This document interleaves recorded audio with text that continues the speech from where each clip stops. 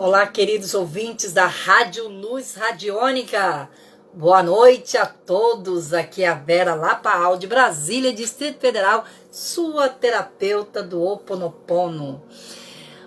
Vamos então continuar com a nossa leitura do livro As Cartas de Cristo, onde está hoje na terceira parte da primeira carta de Cristo. Mas antes, quero que você me mande uma mensagem para o meu WhatsApp 61 982 83 3440 ou mande uma mensagem no site www.radioluzradionica.com.br e deixe lá, clique lá nos contatos e deixe a sua mensagem. Qual a mensagem? A mensagem do que vocês estão achando dessas leituras, né? Vocês estão ouvindo a leitura que eu estou fazendo do livro As Cartas de Cristo. O que elas, se você tem alguma dúvida, qual é a sua dúvida e o que ela esclareceu para você. Mas não esquece, hein? Deixa seu nome, sua cidade, seu estado, para que eu possa também daqui, enviar luz, um abraço de luz para você. Tá certo? Então hoje nós vamos falar do batismo, né? Que é a parte que ele fala do batismo dele. Então vamos lá.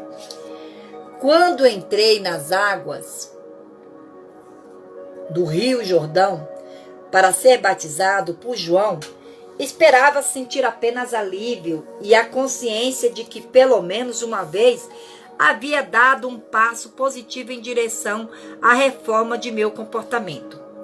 Esperava sentir uma nova determinação para ir para casa e surpreender minha mãe e meus vizinhos com atitudes novas e amáveis em relação a eles. O que realmente aconteceu quando João me batizou foi uma experiência completamente diferente de qualquer coisa que eu poderia ter imaginado possível. Senti uma grande onda de tremenda energia surgindo em meu corpo. Fiquei literalmente chocado com isso. Ao sair da água, cambaleando, senti-me elevado em consciência de um modo extraordinário. Um grande fluxo de brilhante felicidade elevou-me a um estado de êxtase. Estava arrebatado e consciente de uma grande luz. Tropeçando, me afastei do rio e fui caminhando, sem saber onde estava indo.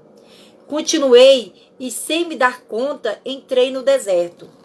Por favor, observe, minhas 6 semanas no deserto foram um tempo de total limpeza de minha consciência humana. Velhas atitudes, crenças e preconceitos foram dissolvidos. Chegou o momento de compartilhar com as pessoas receptivas tudo o que eu senti. Vi, percebi e compreendi. Para ajudar as pessoas a abandonarem a velha imagem de uma divindade bíblica. Evitarei me referir a Deus por essa palavra e vou usar uma terminologia projetada para ampliar sua mente, para abraçar aquilo que realmente é para além de toda forma terrena, cor, som, emoção e compreensão. Esta terminologia se tornará cada vez mais significativa na medida em que você for perseverando na meditação e na oração. O que eu senti quando estive no deserto? Fui elevado no interior de uma luz radiante e me senti maravilhosamente vibrante, vivo e com poder. Eu estava cheio de êxtase e alegria e sabia sem dúvida alguma que aquele poder era o verdadeiro Criador, do qual todas as coisas criadas haviam recebido o seu ser. Esta gloriosa harmonia interior, paz e sensação de perfeita realização, nada mais precisando ser acrescentado àquele belo momento, era a própria natureza da realidade, o poder criativo, dando vida à criação e à existência. O que vi, compreendi e percebi quando estive no deserto. Fui elevado dentro de uma outra dimensão e de percepção consciente, que me permitiu ver a verdade com relação à vida e à existência. Vi, lúcida e claramente, o que era realmente e o que era falso no pensamento do homem. Compreendi que aquele poder criativo que eu estava experimentando era infinito, eterno, universal, que preenchia todo o espaço além do céu, dos oceanos, da terra e de todas as coisas vivas. Vi que aquilo era o poder mental, era o poder criativo da mente. Não havia ponto onde não existisse aquele poder criativo da mente divina. Percebi que a mente humana originava-se da divina mente criativa, mas que era somente uma vela iluminada pelo sol. Às vezes, minha visão humana era tão espiritualmente elevada que eu podia ver através das pedras, da terra e da areia. Essas, então, pareciam ser simplesmente minúsculas partículas de brilho cintilante. Eu percebi que nada era realmente sólido. Quando eu tinha momentos de dúvida de que aquilo pudesse ser assim, as mudanças no fenômeno deixavam de existir. E muito mais tarde eu descobri que meus pensamentos, se fortemente impregnados de convicção, poderiam causar mudanças no cintilar das partículas, coisa que a ciência chama hoje de partículas carregadas eletricamente.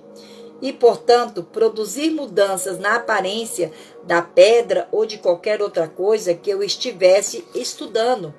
Foi naquele momento que compreendi o poderoso efeito que a convicção ou a fé inquebrantável tinha sobre o ambiente, ao exprimir um comando ou mesmo uma crença. E ainda mais impressionante foi a abertura de minha mente e compreensão em consciência cósmica de que tudo o que havia testemunhado era realmente o poder criativo da própria mente divina, tornada visível no cintilar das minúsculas partículas. Além disso, a aparência de tudo poderia ser profundamente afetada pela atividade do pensamento humano. Compreendi que não havia nada sólido no universo, que tudo que era visível estava manifestando um estado de consciência diferente, que determinava a composição e a forma do cintilar das partículas. Portanto, toda a forma exterior era uma expressão da consciência interior. Compreendi que a vida e a consciência eram um e a mesma coisa. Era impossível dizer isto é vida e aquilo é consciência. A consciência era a vida e a vida era a consciência. E era o poder criativo de ambas. Mente universal divina, mais além, dentro e por trás do universo. Compreendi que as pessoas davam grande importância à individualidade e à forma.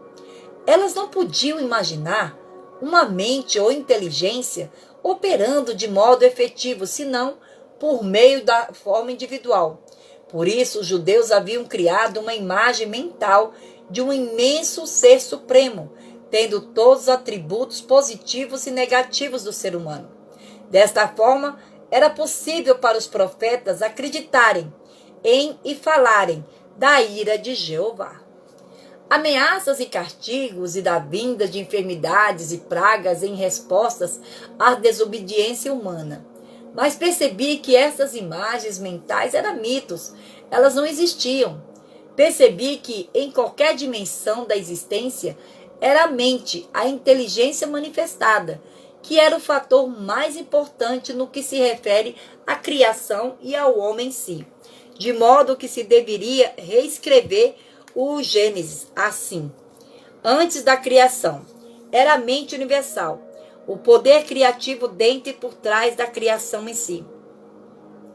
Tendo visto tão claramente, para além de toda a discussão, que o poder criativo da mente universal estava em todo lugar, no infinito do céu e ativo dentro de formas terrenas, fui impulsionado interiormente a olhar ao meu redor.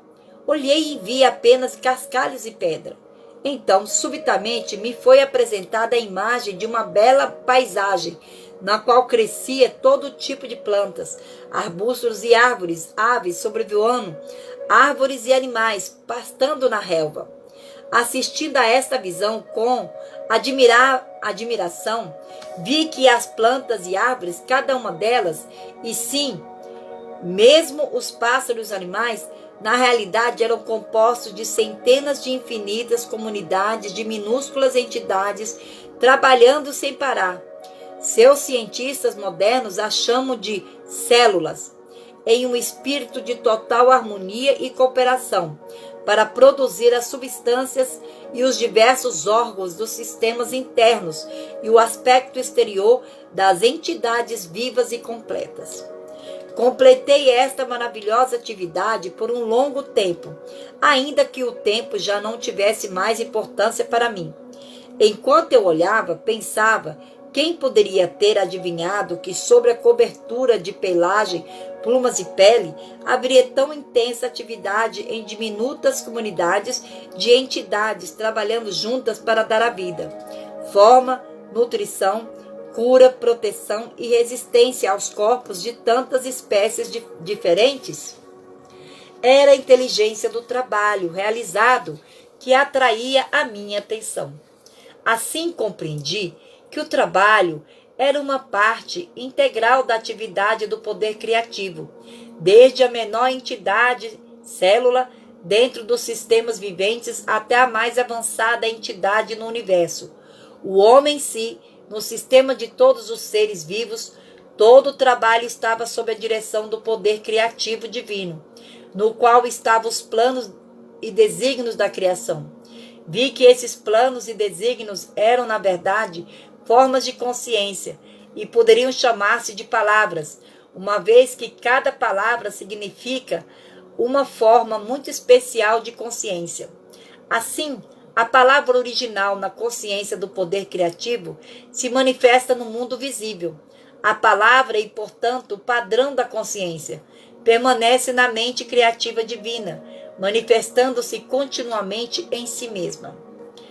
Pude ver, então, que tudo no universo vivia, se movia e tinha seu ser, no poder criativo da mente universal, a qual era infinita e eterna e era a única e verdadeira realidade por trás de todas as manifestações da forma individualizada. Enchi-me de louvor, pois tudo no mundo procedia de e ainda estava dentro deste supremo poder criativo da mente divina. Fiquei maravilhado com toda esta atividade secreta que está sempre operando em tudo que é vivo, incluindo o corpo humano. Perguntei-me como é que unidades tão pequenas funcionavam de forma tão inteligente, de acordo com os planos específicos para produzir sem erro a forma proposta. O tronco da árvore, as folhas, flores, frutos, insetos, pássaros, animais e o corpo humano. Compreendi com mais clareza ainda que o poder criativo era a própria fonte de toda atividade inteligente no universo. Se o homem possuía inteligência, era somente porque havia extraído da fonte universal de todo o ser. Além disso, foi-me mostrado que o poder criativo divino sempre trabalha de acordo com certos princípios de construção, exatos e fundamentais. Foi-me mostrado que assim como os homens têm características claras e uma natureza bem definida, ao ser apresentarem frente ao mundo, assim também o poder criativo possui uma natureza clara e definida, características distintas, as quais poderiam ser claramente reconhecidas na maneira com que todos os seres vivos, plantas, animais, aves e homens, foram construídos e mantidos. Vi que estes princípios e características claramente observados no processo da criação eram leis invariáveis governando toda a existência. Estas leis são tão parte da vida que nunca são questionadas, são constantes e consistentes, mas não haveria tais leis se não houvesse poder criativo inteligente se manifestando por meio do universo. Estes princípios da criação, as características do poder criativo em si, são os seguintes: eu os traduzo para o seu tempo presente, porque estes princípios são eternos. Primeiro, a natureza do poder criativo é crescimento. Tudo que é vivo sempre cresce. O crescimento é uma característica universal, um princípio invariável da existência. Segundo, a natureza do poder criativo é alimentação e nutrição. A alimentação e a nutrição são um processo maravilhosamente organizado dentro do corpo, que é evidente para todos aqueles que se dão ao trabalho de considerá-lo. A alimentação é fornecida para todos os seres vivos, de acordo com as preferências individuais, e o alimento é digerido para promover a saúde e o bem-estar. Quando pequenas criaturas nascem, o leite já está dentro da mãe, pronto, à espera do recém-nascido. Isso também é um princípio misterioso da existência que ninguém pode negar. Nenhuma ciência pode explicar por que teria aparecido na existência essa função do sistema, que assegura a sobrevivência da espécie. A função em si mesma pode atualmente ser compreendida, mas não o porquê, a mola mestra da função. Terceiro, a natureza do poder criativo é cura. A cura é uma característica natural da existência e pode-se dizer que é um processo de aperfeiçoamento natural que ocorre para assegurar o conforto individual, mas ninguém pode explicar o que impede a atividade de cura. Quarto, a natureza do poder criativo é proteção. A proteção é uma característica integral do poder criativo e tudo que parece ser a sua atividade aparentemente milagrosa no mundo é dirigida à proteção.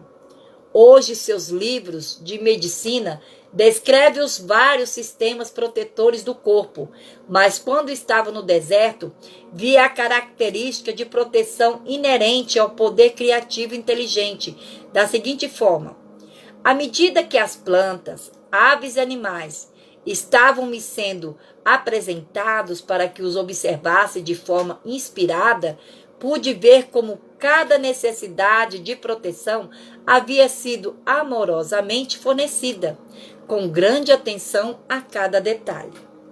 5. Esta característica de proteção é combinada com outra característica dinâmica de satisfação das necessidades. Isso é evidente no fornecimento de pelos, pelagem e plumas, para proteger a pele dos seres vivos, aquecendo-os no frio e abrigando-os no calor. Via as delicadas terminações dos importantes e sensíveis dedos receberem a apropriada proteção de unhas e cascos. As sobrancelhas protegem os olhos do suor. As pálpebras e cílios protegem os olhos da poeira e do dano. Percebi que os animais que atraem moscas foram equipados com um tipo de cauda que nos faz livrar-se delas mais rapidamente.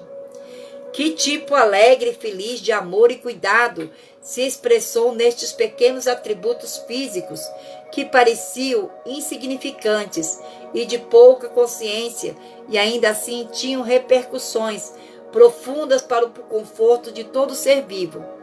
Estes luxos físicos, somados ao desenho básico dos corpos, foram claramente o resultado de uma inteligência que teve a intenção de que a criação fosse confortável e feliz, livre do estresse que teriam experimentado homens e animais se não tivessem sido proporcionados estes luxuosos detalhes. Mesmo as funções naturais foram tão inteligentes e confortavelmente desenhadas que suscitam o agradecimento. E tudo isso tão bem escondido. Que abençoada, que afortunada a humanidade ao nascer em uma vida tão maravilhosamente suprida. Mais uma vez ergui louvores e fui elevado em uma dourada luz interior de maravilhoso arrebatamento. pois via que, além de estarem livres do estresse, as criaturas viventes, natureza do poder criativo.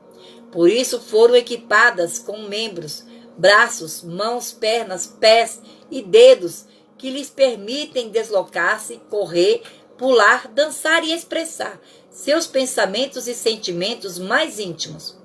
Eu senti mesmo que, se a humanidade desejasse voar e desenvolver asas, se acreditasse de todo o coração que poderia fazê-lo, algo adicional começaria a se desenvolver para que pudesse voar.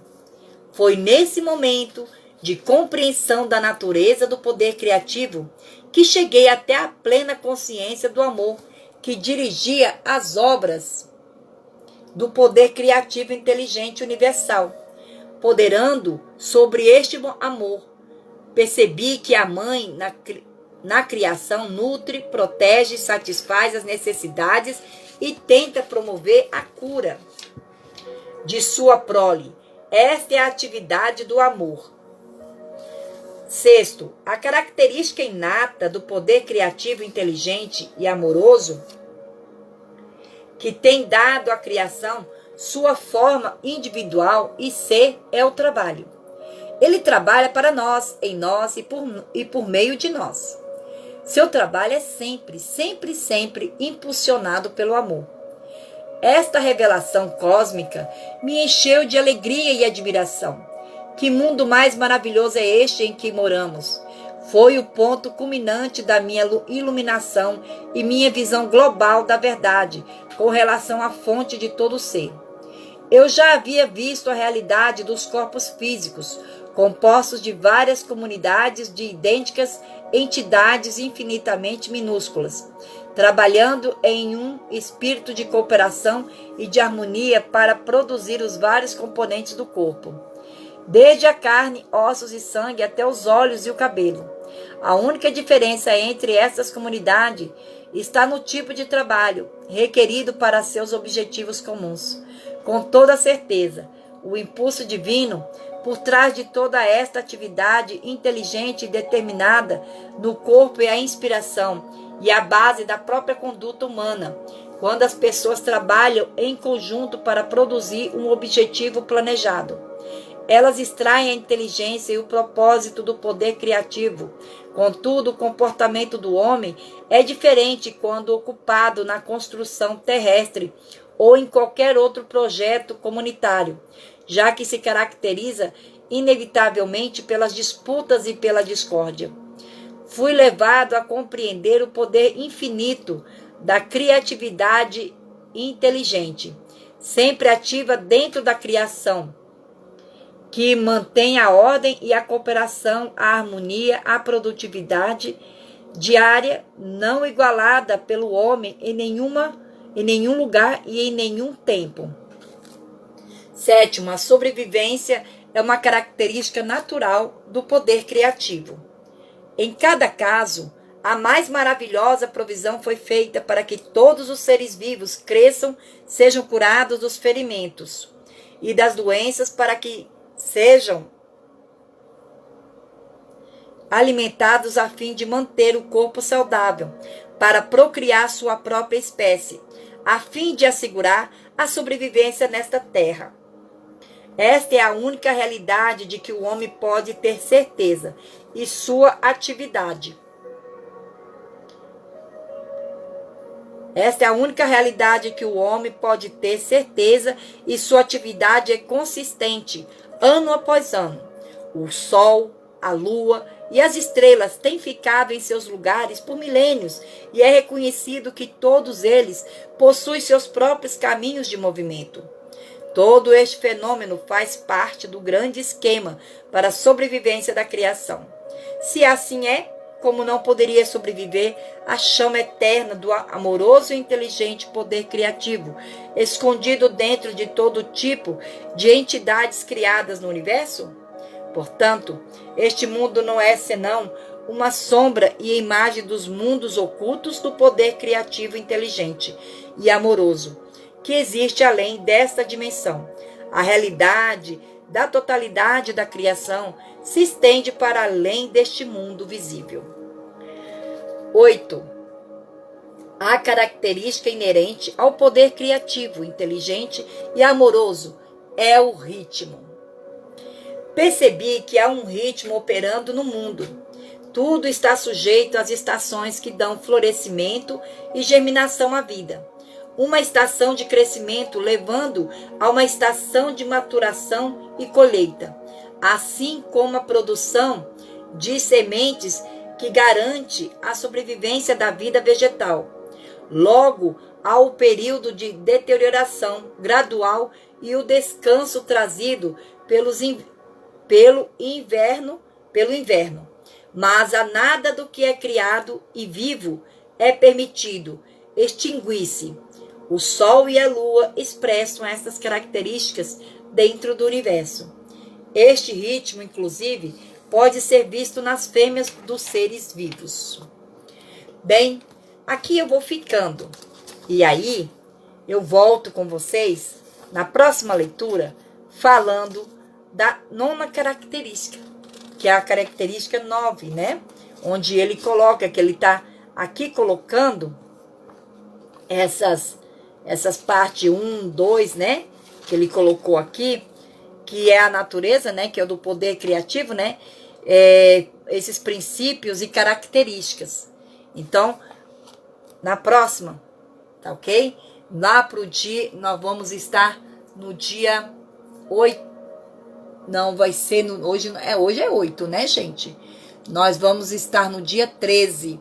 No dia 13, eu falo aqui do 9º princípio e característica do poder do Pai, poder criativo, ao qual a Cristo vivenciou no deserto nas 6 semanas que ficou, né? O que ele experimentou. E é isso que nós estamos aqui, experimentando também. E alcançar isso que o Cristo alcançou. E ele veio compartilhar conosco essa experiência, para que a gente fosse libertados das crenças, dos dogmas e dos paradigmas. E trouxe a verdade, para que aonde houver verdade, ali há luz. E aí, vendo luz, a gente enxerga. E a gente enxergando, a gente toma atitude. Não é mesmo? Então, estaremos juntos, então, no dia 13, às 20 horas, tá? Nós vamos estar aqui junto. Não esqueça, marca aí na sua agenda, às 20 horas do dia 13 de janeiro, junto comigo, Vera Lapaal, para ouvir as cartas de Cristo. A paz começa comigo, a paz começa contigo e juntos somos mais. Aloha!